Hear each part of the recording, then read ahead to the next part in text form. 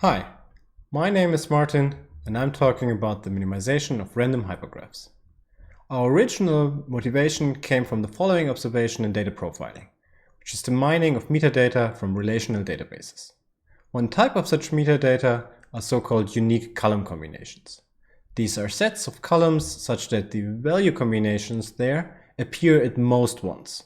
So if you tell me that the name is John Doe and he lives in UKW1K, I know that you are talking about the third row and the third row only. Also, it is known that these UCCs are the hitting sets of different sets of pairs of rows. So if you look at this pair and look at those attributes or those columns in which they differ, then every UCC has to contain either the address, the city, or the area code, because otherwise this pair would be indistinguishable. The next pair differs in every column, so this doesn't tell us anything. Or a bit more formally, the new difference set is a superset of one that we already know, so it is redundant. The next pair has some new information, but a lot of other pairs like this and that do not. And I shortcut this process here because the only other pair that contains new information is that one. So a typical preprocessing is to compute these difference sets and discard the supersets. The remaining inclusion-wise minimal edges are called the minimization of that hypergraph. And the observation in practice is that these minimizations are very small, much smaller than the original databases. And we wondered, why is this the case?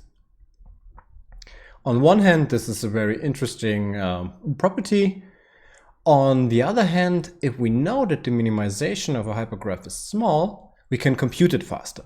So there are some worst case lower bound known based on the orthogonal vectors conjecture, but if we know that the minimization is usually small, we can beat these lower bounds in the average case. For an average case analysis, we need a distribution. For mere graphs, a lot of random models are known. Most prominently, the Erdős-Rényi graphs or closely related Gilbert graphs. These are maximally random in the sense that you only specify the number of edges and the number of vertices, and then draw one graph at random meeting these constraints. In other words, the Erdős-Rényi graphs are the maximum entropy distribution on graphs with n vertices and m edges. And the same is true for Gilbert graphs for an expected number of edges. You want this maximum entropy because you only specify those graph parameters you need and exclude any outside bias for the rest. So you really want that. Unfortunately though, there are only a few non-uniform hypergraph extensions known. We need non-uniformity in the sense that different edges may have different numbers of vertices, because otherwise inclusion cannot happen. So uniform hypergraphs are not interesting for us. In our model, we take the maximum entropy distribution on multi-hypergraphs with n vertices and m edges with an expected edge size of p times n. So we do allow different sized edges. And multi-hypergraph here means that we also allow multiple copies of the same edge, because this is closer to our original difference sets, where also some pairs may have the same attributes in which they differ.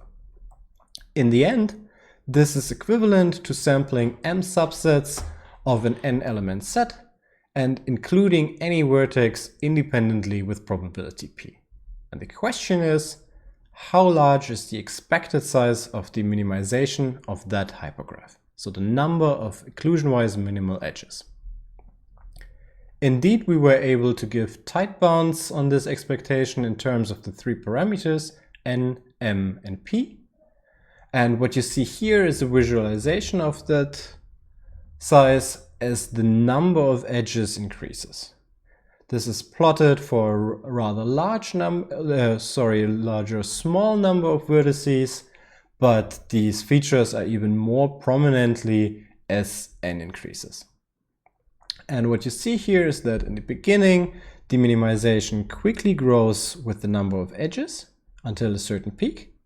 But if you include more edges, the minimization in fact goes down, so fewer edges are minimal here. And this decay is exponential in M. But also this peak here, if you look more closely, it happens around 1,000 edges or so. But the number of minimal edges is only just over 100. So even in this peak, the minimization is much smaller than the underlying hypergraph. And this gives a good explanation why we can expect minimizations to be small. Also, our analysis discovered a phase transition happening in this minimization around the time M reaches 1 divided by 1 minus p to the 1 minus pn. In this plot, that would be somewhere very close to the origin here, so you wouldn't see anything. So a better visualization is that you define alpha to be the linear scaling of the exponent of M, and then look at the size of the minimization as alpha increases from 0 to 1. And since alpha is essentially log m divided by n, the plot on the right side is a log-log version of the one on the left side. And additionally, it's independent of the number of vertices n. And what you see here is until alpha reaches 1 minus p, you have a linear growth in alpha, which in a log-log plot means you have a polynomial growth in terms of n. And in fact, we were able to show that this polynomial is linear. So as long as the number of edges is smaller than this transition point, the minimization grows linearly in the total number of edges. If we go beyond that point, we at first continue to grow, but sublinearly in alpha and thus subpolynomially in m until this peak.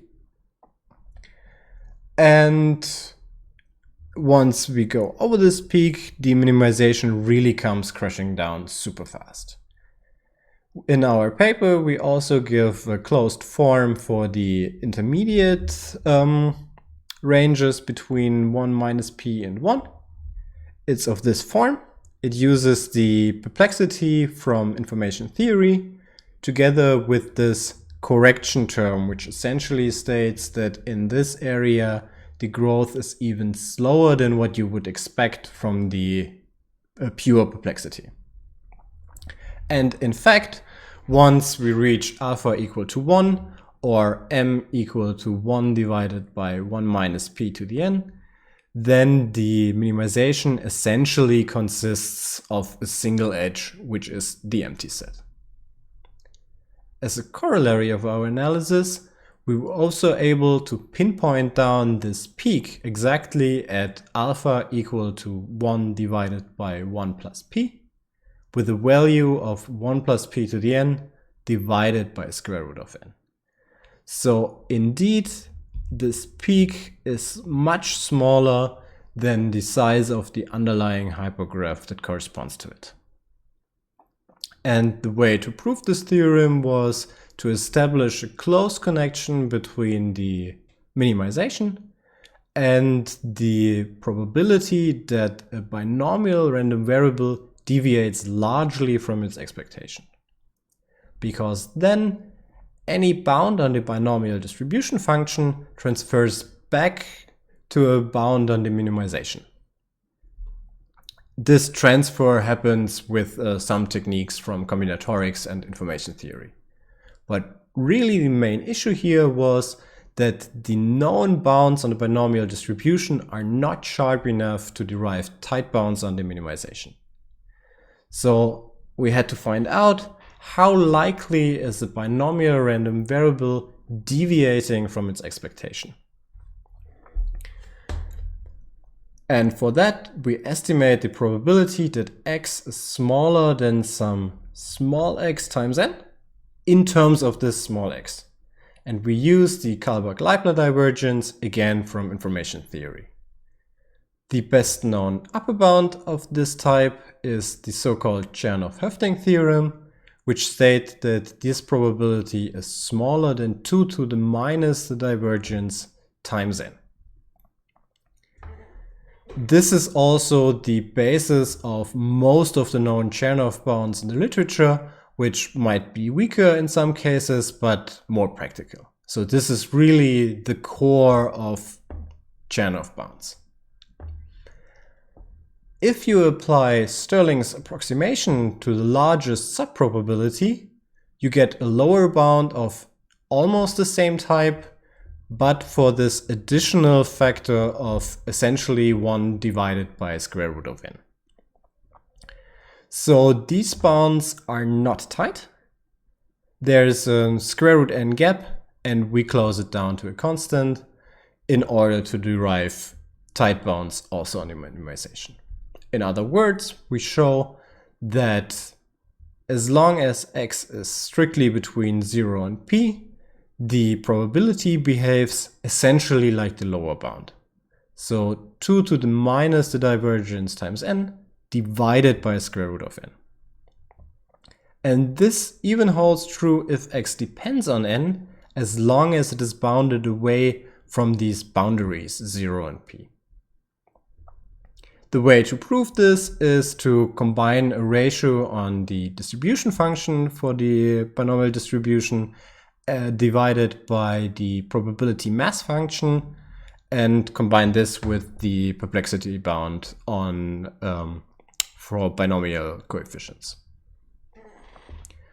So in the end, we were able to tighten Chernoff-Höfting and from this derive tight bounds on our minimization. We analyzed the minimization of maximum entropy hypergraphs, which had some interesting implication for large databases as well as fine-grained complexity. And we discovered a phase transition in this minimization happening.